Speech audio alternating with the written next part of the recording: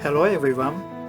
This time, I'd like to introduce the result of the Tsunami Evacuation Awareness Survey. The survey was conducted in the Mirozu district of Susami Town, Wakayama Prefecture. It's a village facing the ocean where about 90 households live. The aging rate is about 70%.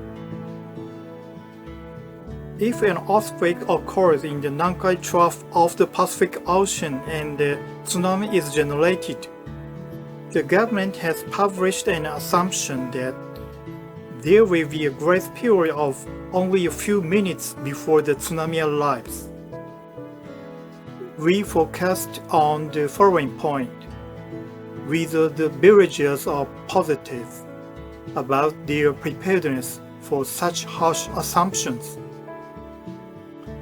We asked them to choose between thinking that their disaster preparedness effort would be futile or that they would be rewarded. The results show that about 80% of the respondents were positive that their effort would be rewarded. On the other hand, however, 20% of the respondents answered that it would be a waste of time. This means that 1 out of every 5 residents is not positive about disaster risk reduction efforts. Those who responded negatively may have already broken down against the harsh assumptions. This is called the social dysfunction of information. In this survey, we also asked residents about their concerns about tsunami evacuation.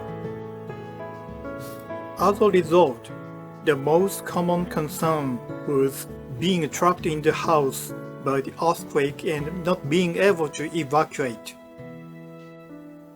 The second most common concern was that they would be injured by the earthquake and evacuation would be delayed. The third most common concern was that it would be difficult to evacuate if the earthquake occurred at night. If we can improve each of these concerns, we may be able to turn the attitudes of residents around. In fact, among the residents of this district, those in their 90s experienced the Showa Nankai earthquake that occurred shortly after the end of World War II, and this survey confirmed that they have a relatively high level of interest in disaster preparedness.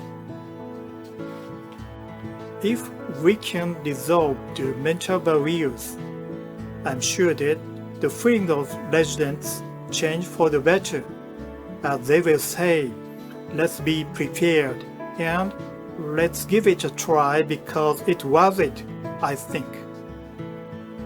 Why don't you join us and learn about the relationship between information and psychology? Thank you for watching.